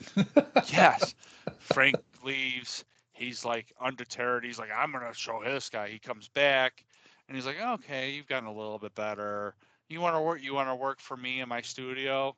And he's like, okay. So he hires Frank in the studio, gives him shit work because Frank is a shit creator, right? Like he's garbage. Frank shows him, I don't know what he shows him some work that he did, and uh, Neil's like, okay, yeah, this looks all right. You could fix this and fix that. And Frank's like, oh, well, like whoever, let's say Marvel Comics, they bought it. Like they already bought the story. I'm just showing like, and he's like, oh, they bought this piece of shit. Sure, take that money and run. And like that was it. Like Frank never looked back. That was like it was a rocket, right? And I hear this story. I can't stand Neil Adams. everybody, all these creators and fans, they talk about Neil Adams. I don't know, his artwork's nice. He's every time I hear him talk and I hear people talk about him, he just sounds like the biggest fucking stroke. He just sounds I can't stand him. I don't like the way he looks. I don't like the way he talks. I don't like his artwork. I don't know. I don't even is he with us anymore? I have no. I know that Denny I O'Neil passed away. I don't know if Neil Adams maybe did. maybe that's what I'm thinking of. Maybe that's the Neil I'm thinking of. I don't know. Whatever. Fucking Neil Adams sucks. And when I hear this story, all I can think about is like the the big shot wanting to keep the little guy, like keep the other guy down. I feel like he feels threatened, like, all right, I'm this guy's gonna take work away from me. Yeah, your shit's garbage. Like, stay here. I'll employ you and I'll just give you shit work so you could never like surpass me. But like Frank Miller, like Neil Adams got shit on Frank Miller. So like that's the way I hear it. And like I don't know. Maybe I just hear it a different way. I think Neil Adams is a piece of shit, and I never would have let him in my movie. But, so then like the movie, they kind of go. The movies, if you, it's tough. I don't know. I don't know whether I would recommend. I would recommend this movie to anybody that is a Frank Miller fan and knows a good amount. I would not recommend this movie to anybody that is like this is their introduction to Frank, or you like Frank but you don't know much about his backstory, because I don't think it's fair. I don't think it's very fairly done. Hmm. I think it's a like I think it's kind of a shitty movie. Like I shouldn't. I don't know. It's tough. It's tough because like I think it's a first time director. Like the girl, she is like his assistant or something. He has a near death experience. Like, oh my god, somebody's got to do a movie about you. I guess it'll be me. I'm closest to you. And he's like, okay, I know you. Like I think that's the gist of it. I get. And then the way the movie's edited and cut to and like everything, it doesn't it goes on for a long time. You end up seeing strange things. They don't pick up on stuff. That mention of him collapsing is the only thing you ever hear. You don't hear any more about that. Like I thought the movie was going to end with that. Like they would pick up with, they would continue on to that. Like they would get back to it. Like he collapsed. He whatever the hell happened, and now he's back and with it. They don't. They don't touch it again. Nothing. Hmm. Whatever. Um, but now, like after Neil Adams, you get some clips of like they splice together like stuff of him at conventions, like all over the world, and it's just like random things they'll show, like him in like Argentina, Brazil, like all over the place. There's stuff of him at C2E2 at some point with Stan Lee, and there's stuff like it's like your obligatory, like he walks out onto stage and you see like this big panoramic shot and like okay, great, and then they'll jump back, and then they talk like chronologically, and then so now they end up talking about uh his Daredevil experience, right? They talk about him getting into Marvel and talking about Daredevil, and they'll also talk to a bunch of creators. So it's like they do like this three-way thing where it's like his career in progression, Comic Con appearance, creator talking about Frank. And the creators they go through, I'm sure I missed some, but they Jill Thompson, Brian Azzarello, Neil Adams, I mentioned, Chip Kidd, which I thought was really I found that one super interesting because I know. Do you know who Chip Kidd is? No, it doesn't ring Come a bell. on, Doesn't God, ring you a need. bell. Are you? Damn it, What is he, a Chip Kidd. flaming carrot or something? Like I don't know. He's a flaming something. he's Chip Kidd is very flamboyant, which I found interesting. He's like a graphic designer. He's a Okay. he's like a big shot graphic designer. Like if you have a trade All right. paperback or something special, like you get Chip Kid to do it. Okay. Yeah. All right. Um. Does he do this stuff for like what is it, Tashin or whatever that you collect all those big Oh, editions? I don't know if he does anything from that. I know he. What did he talk about? He talked about something. Oh, I have it right here. He talked about this specifically, the Dark Knight. I'm gonna take this without knocking over all my stuff. He talked about this Batman Dark Knight Strikes Again, where he took a single panel. Okay. He took this single panel and like zeroed in on Batman's eye because it was like this striking thing or whatever. And I don't know. I don't. This isn't my favorite cover, but I guess it's kind of cool. I could see it. I like I like the graphic designing where it's like you see all those little dots and stuff. Yeah, real grainy, real pulpy.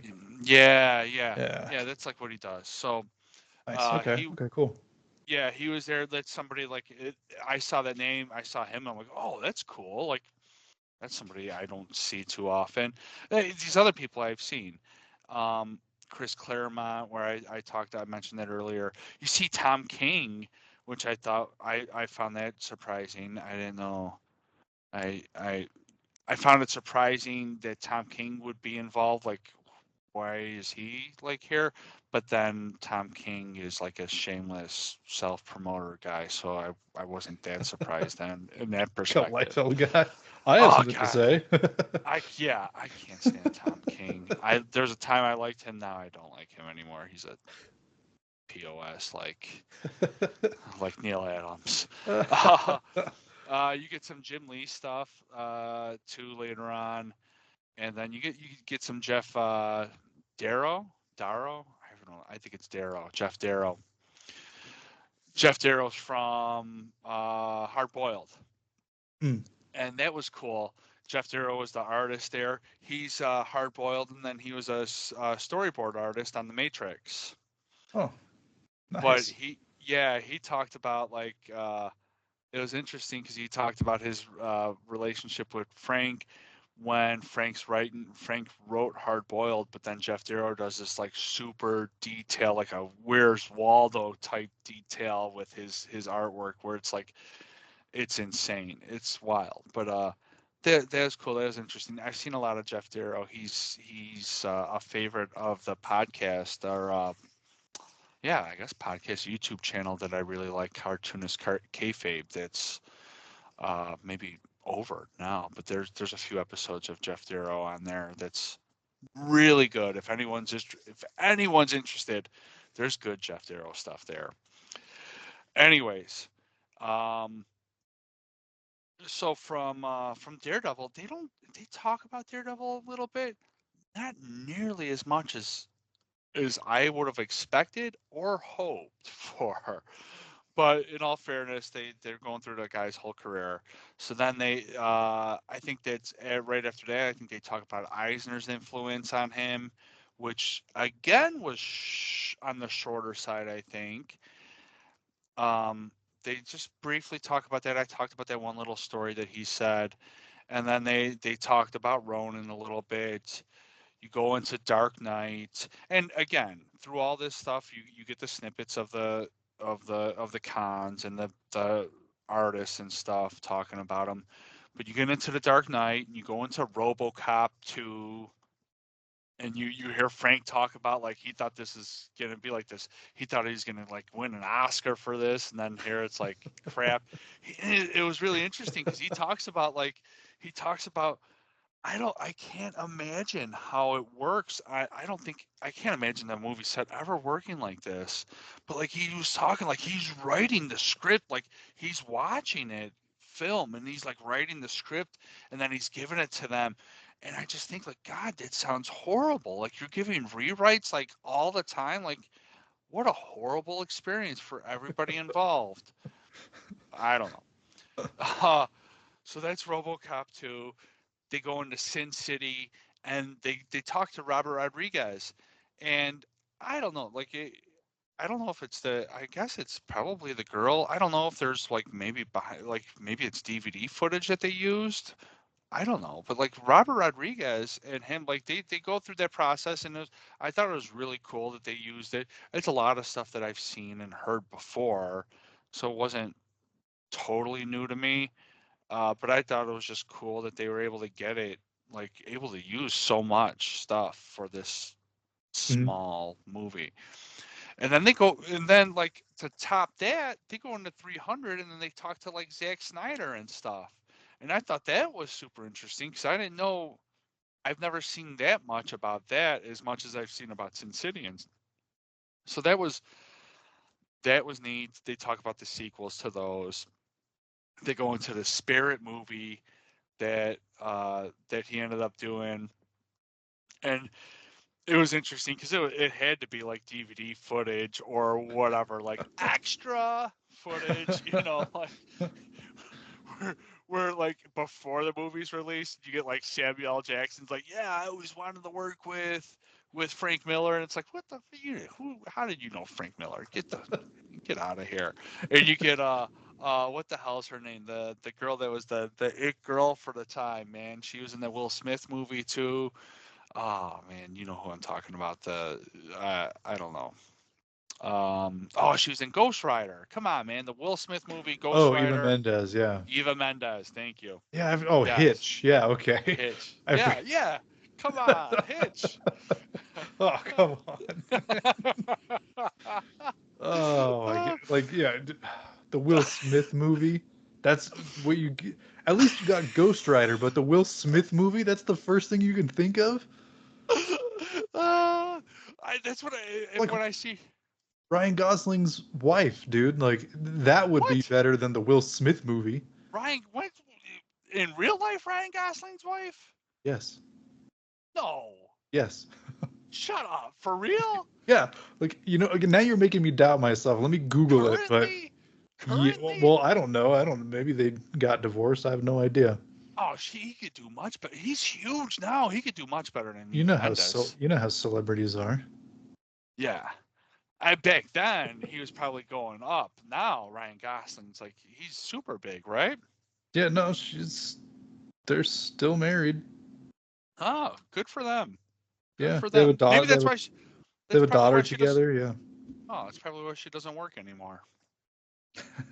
Yeah, dude, like they've been together for a while. Shit, I had no idea. Good for her. Good for Since them. since 2014, 10 years ago when they had their first kid? Wow. Were they in a movie together? I have no idea. Oh, all right. Oh, Gosling's a good actor, but like I don't like the movies that he makes I generally don't watch. oh, maybe at a time, but you're not watching Barbie? No. Not or the I'm not even watching the Fall Guy, man. I don't care. The Fall. I want to say I've seen the Fall Guy. I don't remember. He was in a big action movie with that was it with Deadpool? Who was he with? I don't know. He was in a big action movie recently, I He he think. he was in one with what Russell Crowe recently, right? Where it's like the Nice Guys or something. And I like that got really Oh, good reviews, but I never got around to watching it. yeah, I never It was seen in La that. La Land. Like I don't. Oh, I Ryan don't know. Gosling doesn't make the kind of movies that I want to watch. Yeah. All right. That's fine. Yeah. Yeah. That's fair. I know the name, but I don't go out of my way to watch his movies. What was Eva Mendes in The Spirit? Was she one of the chicks? Yeah. Yeah. Okay, all right. The only one that I remember is Scarlett Johansson. Oh yeah. Yeah. Yeah. She was yeah, it had to be like DVD footage or something because she was in that like they talked to her or whatever, and it was like they didn't talk to her, like it was whatever, found footage, whatever you call it. Stock footage. Right. Yeah. Stock footage.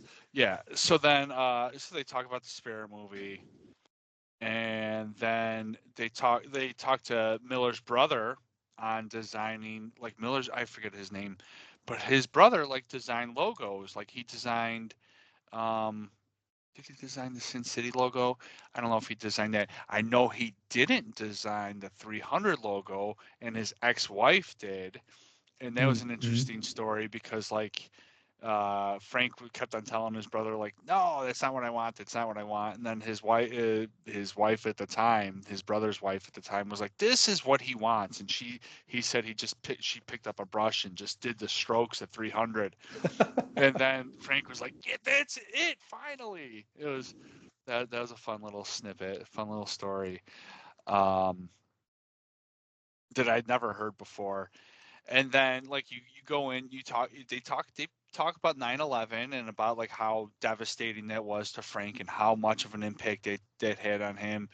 And I think at the time he was writing Dark Knight or whatever, and then he ends up like writing Holy Terror, and like they briefly talk about that a little bit. Then like they talk a lot after that. They end up talking a lot about Batman, and they I think like then they go into like Batman Extra, and they go into a lot of con appearances, and it goes on. The movie goes on for at least I could do without the con appearances. At one point, like they show him and Stan talking at C2E2, which is neat, and like I think Frank might have been at the uh, Louvre, The Louvre, yeah. the Louvre, the Louvre, and he's there like doing a show or whatever, and then I think he comes back, and that's when Stan's dies, and like they show on the screen, they're like he lands back in the states to Stanley's death, and it's like okay, and like that was it. There's like a little thing where he talks about Stan, but like I thought like the way they set it on screen, I thought like man, like he's gonna have like a breakdown, like he's gonna take it as hard as he took 9/11, and like oh man, is there a Holy Terror version of Stan Lee's death that I don't know about? And there wasn't. It was just kind of strange. Um, and then like I don't even remember how the movie ends. It just kind of like ends. It's like oh, hey, what about his near death experience? What about like it's like okay, now he's just living doing his thing. All right, great. The stuff that I thought was awesome. Because I don't know how much you see. I know you're not really on social media and stuff. I'm one of the things I love on Facebook is like the sketches, and I see so much of the sketch artwork and people going to cons and getting art. Frank's stuff, like his sketch work that he does, his art, his commissions or whatever they do for cons and stuff, it looks horrible. And you'll see that on like his there's variant covers that you'll see on Marvel books and stuff, and I think like his stuff looks terrible. But after watching this movie, I think I kind of understand why, because you see him use a light box a lot. So what I they don't really talk about his process, but what I get from watching him and watching a lot of like I've seen a lot of other artists work, and I think he does like a loose sketch, gets the figure work out.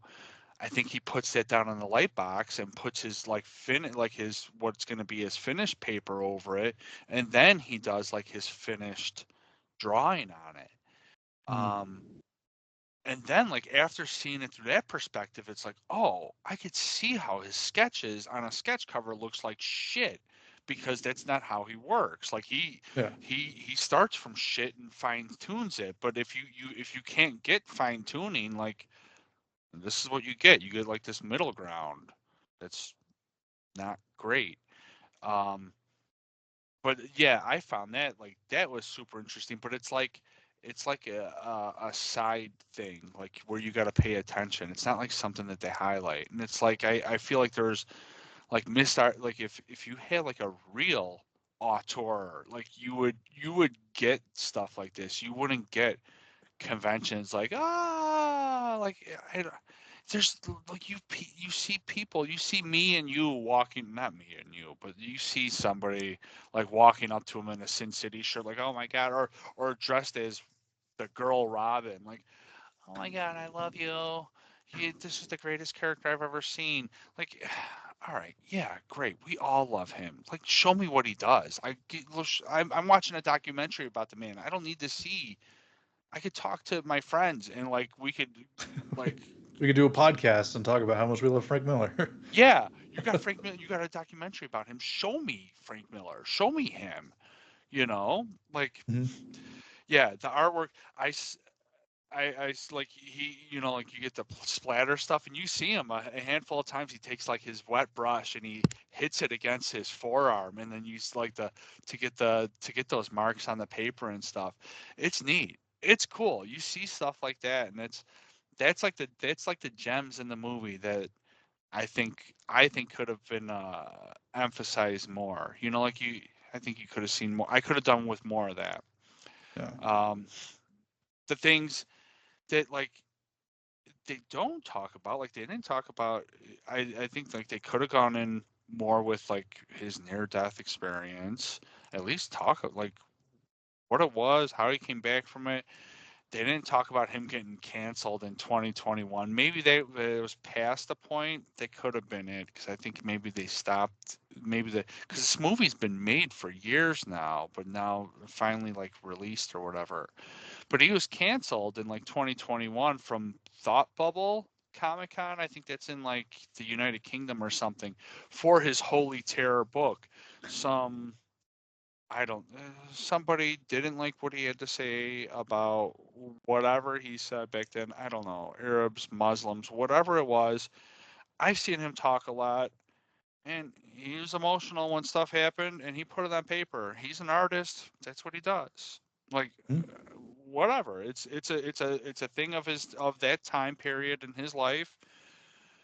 I don't know. I didn't have a problem with it. Whatever.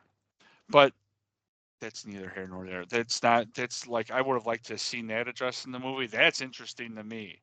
You know, Uh, the other thing that's omitted because they talk about Batman, and he says at one point like Batman's like the greatest thing for him, and they talk so much about Batman, and he keeps on coming back to Batman. It's like, man, fuck Batman. Batman fucking sucks. I hate it. Where give me Daredevil. Like and Yeah.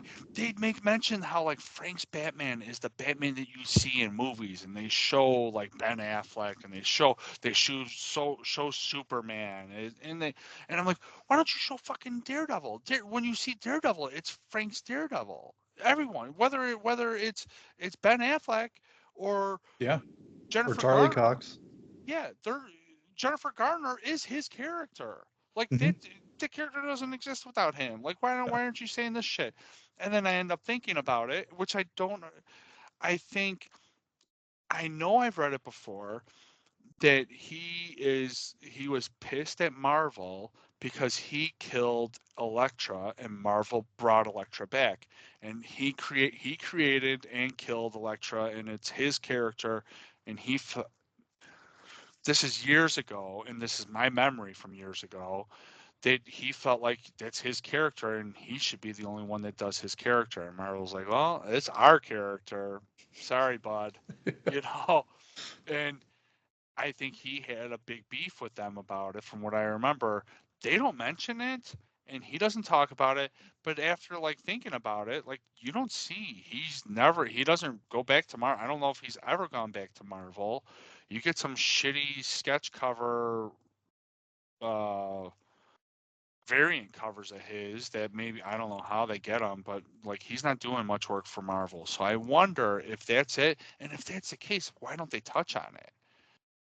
I feel like that's strange because I his Daredevil work is so good, and I'm not. It's not just because I'm biased. It's fucking awesome. It's amazing. Well, yeah, you're not a Frank Miller fan because you're a Daredevil fan. You're a Daredevil Yeah, fan because you're a Frank Miller fan. You know, like Frank Miller is what makes you love Daredevil, not the other way yeah, around. yeah, yes, exactly. Um, and then I also felt like they left.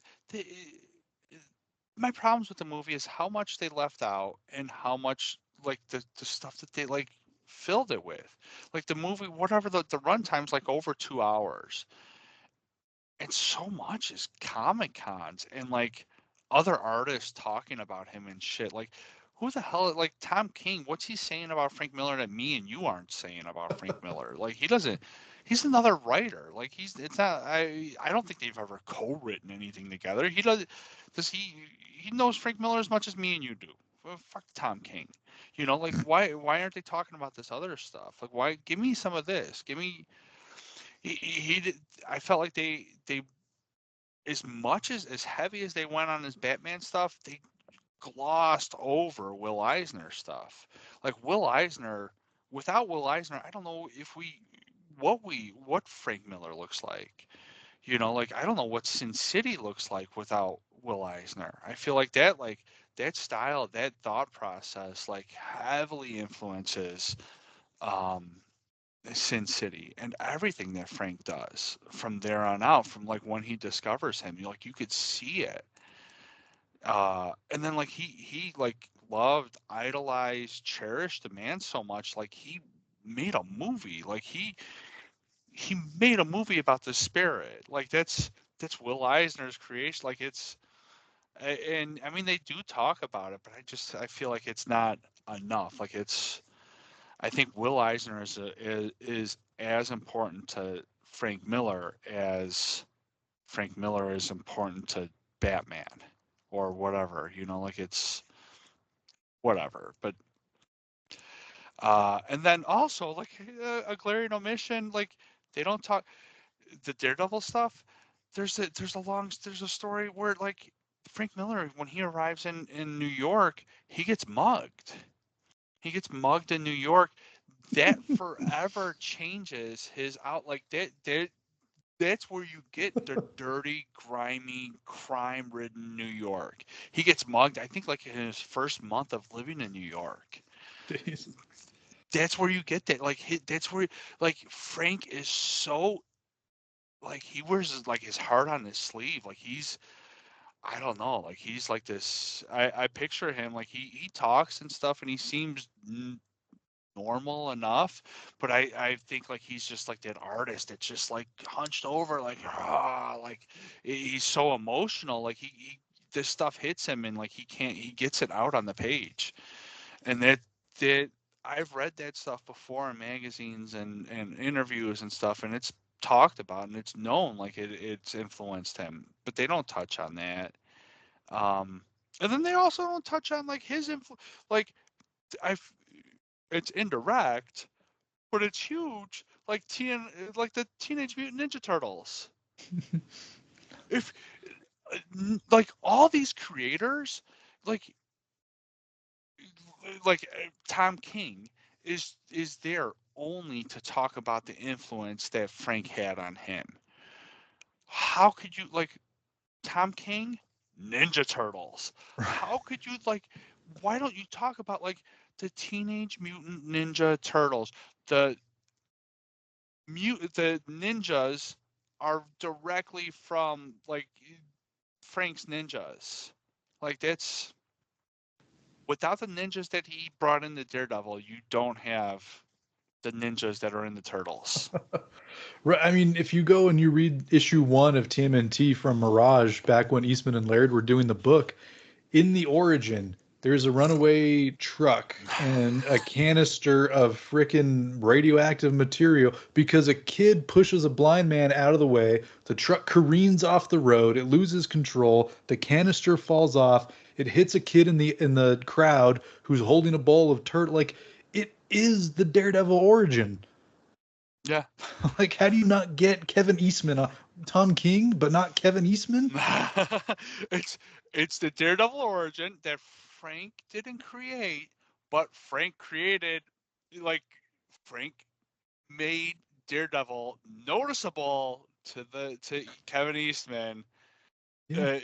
Like without Frank, you don't get the Ninja Turtles. Yeah. Well, I mean, Without, Frank redefined the origin in a way that made it yeah, less of a selfless act and more of a yes, selfish act on Matt's part, which is what brought Stick, like the origin. Obviously it's Stan and Bill yeah, Everett's origin, but it's repurposed to make it like the origin for the modern audience through Frank yeah, Miller, and it's that updated origin that's what stuck out in the yeah. minds of Kevin Eastman and Peter Laird. Like, how do you not get those guys on? And they just did what? TMNT The Last Ronin, which was very much an homage to The Dark Knight Returns. Like, the I influence is there. I again, like I think it's because like he's got a beef with Marvel, and he doesn't like he doesn't want to push Marvel. Like he like don't read Daredevil, read Batman. I don't know. I'm speculating, but like how could you not? Like if and that's what I'm saying. Like if this director wasn't just like some chick that he has working for him, like if it's a real auteur, if you got Ken Burns to do to do Frank Miller, like you'd get that deep dive, you'd get that. And I feel like that's a glaring omission. Like how it's it's ridiculous. Like I think like my wife, if you said that the Ninja Turtles was a direct, like, without Frank Miller on Daredevil, you don't get the Ninja Turtles. I feel like my wife would, she went with me there. Like that was like, holy shit, really? I didn't know that happened. Like it's interesting. Mhm. It's 100 times more interesting than seeing him walk into a dozen conventions and have people like, "Ah, I'm dressed as a character." Like, okay. It's a documentary. I don't know, man. It's whatever. It's that. It's okay. I mean, I don't know that it's like it's not Netflix quality. Maybe it's Prime quality. It's not Netflix quality. Mm. It's not. Maybe it's YouTube. It's a YouTube original. It's a Tubi original. Yeah, I don't know. It's all right. Like it gets if it gets a Blu-ray release, I'm gonna buy it. Because I can't not buy it. But I don't know. Can I recommend it?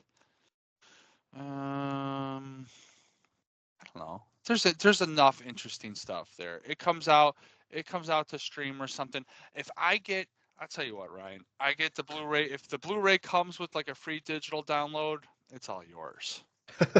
All right, sweet. Yeah. Yeah, there's enough interesting stuff there. I just feel like it doesn't tell the full story. It doesn't tell his whole story. Hmm. And I don't know. I guess who am I to say what his story is? But not the story I've read for my lifetime. Hmm. Yeah. Yeah.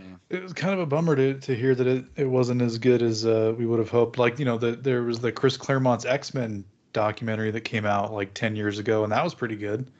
Yeah. It kind of focused more on Chris Claremont, and like the control he had, how he developed the X-Men universe and everything, and how he kind of had like relatively unchecked free reign for the better part of 2 decades and stuff. Like that was an interesting documentary. It kind of sucks to hear that this was more of like a like a trailer of it's like a trailer for how cool Frank Miller is, Yeah. than an actual series. It kind of makes me not feel as bad that I missed out. Like you said, it was simulcast to the like Cinemark theaters. Well, I live in a town that's like 40 miles south of Denver, and the closest town that this was playing in was like a town that's 15 miles like northwest of Denver. So I would have had to go like almost 50 miles Yeah. in one way just to see it at like 6 o'clock on a Tuesday or Wednesday or whatever the hell day, Monday, whatever the hell day it Monday. was. Yeah. Like, not gonna happen. Yeah. Yeah. It was. I feel like I don't know. I don't want to say too much, but it's how many stars do you like? Do you like 4 stars, 5 stars? It's either 4 or 5, right? What do you Yeah, like? five, I guess five. Five is Five? fine. Yeah. All right, 5 stars. It's 2.5. All right, so like a 50. It's right down the middle for me. It's like it's. I've seen worse. I've seen better. It was as far as like a con. I don't think this thing's. It's not winning any like awards. Maybe it's winning like the suburb of Denver Film Festival award. Nah, we got good film. We got Telluride Film Festival out here. Oh Like yeah, we get good. We know good film in Colorado. yeah, It's not winning any awards. it's not winning Tellurides, whatever you said. Maybe it's winning like the Waco film award. I don't know, best in show at Waco. Yeah. Yeah, yeah, I don't know. It was, if you're interested in it, watch it. Just know that just know that there's more out there. There's more. There's lots more information about Frank, and I encourage you all because there's good like there's a lot of interesting stories about Frank that they left out for some reason. Hmm. Yeah. Yep. So yeah, I guess I don't know. That wraps it up. I Yeah. That's it, two and a man. half stars. We Wow. did get when you went there, you did end up getting a limited edition print or something, and it was like stamped on the back, like a yeah, like it was actually numbered. Wow. So that's neat, like an 8x10 print. I thought it would be like Nice. of the actual movie poster, but it's like a sketch of Marv or something. Oh, that's cool. Yeah, yeah, it's neat. It's it's cool. It's cool That's that a cool. comic creator got we were able to see a documentary about a comic creator at a movie theater, and he's not dead yet. Yeah. Yeah. That is cool. Yeah, yeah. I don't think we don't have anything about Stan, or I think there actually is something about Stan, right? Yeah, on On Disney Disney. Plus. Yeah. All right. I'll be done. I'm done talking. Hey, we don't have anything about the king, so there you go. Yeah. Yeah. Well, Yeah. Elvis, but not the other king. Yeah. All right, Ryan. When we are not talking here about Daredevil, where can people find you? Oh man, where can't they? Um, Social media is where they cannot. Um, if they like audio podcasts, they can check me out on any of their podcast platforms. Yeah, what is Apple tune? No, iTunes. No, Apple Podcasts, Spotify. I don't even know what Stitcher. I think maybe. I don't know where people get their cat. I feel like Spotify and Apple Podcasts are the big one. They can find me there. Talkin' Snikt. TalkinSnikt. Talkin' Snikt. Um, I just launched a YouTube channel. Well, I don't know when this is going to come out, so maybe I shouldn't say just Oh, launched. shut up! It's This might coming be out. another year, and at that point, Oh, it's coming out, man. um, It's coming out tomorrow. ooh, nice. You can find me on YouTube also now. I've been re-releasing, not necessarily remastering, but re-releasing my backlog of audio podcasts onto the YouTubes, so that people can find it and listen there. I've not been getting too fancy with the editing. It's just audio only, but I've been kind of updating my intros and outros, giving you kind of a peek behind the curtain, as far as like what I was doing at the time, because I started my podcast all the way back in 2017, so it's been 7-ish years of podcasting about Wolverine. I'm kind of teaching myself how to do video editing. We'll see if that ever becomes something, but I do have some ideas I'm kicking around for an actual video series that would end up on that YouTube channel as well, kind of like a Wolverine 101. So I'm trying to come up with about 12 episodes or so that would be like introductory, the basics that you need to know. If you're about to become a Wolverine fan or you've just become a Wolverine fan and you want to know about the character, like that would be where you go for that. I mean, it's he turns 50 this year, so I think he's going to be on a lot of people's minds, and I think a lot of people are going to be introduced to the character through the upcoming Deadpool and Wolverine. So I'm just trying to get my stuff out there so that fellow Wolverine fans can get a leg up as they're trying to learn about this awesome character. Nice. I love it. I love the we know each other through the cast stuff. The cast stuff. That's our channel. We know each other through Talking Snake podcast. I love it. I love the new video updates.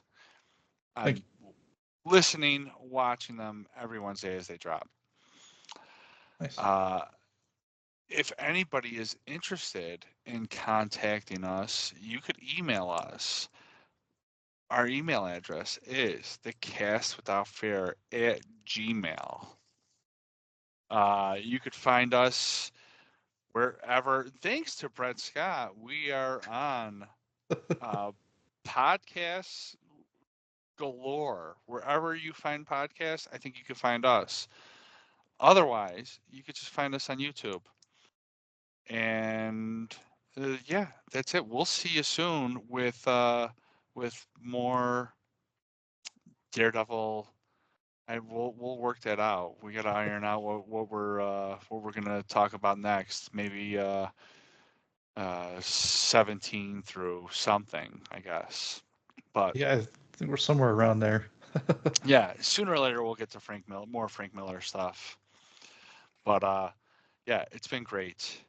Thanks Ryan. Thanks if anybody listened this far. Thanks a lot. Uh, throw down in the if you listen this far, post in the comments what shirt I'm wearing, and I will like that.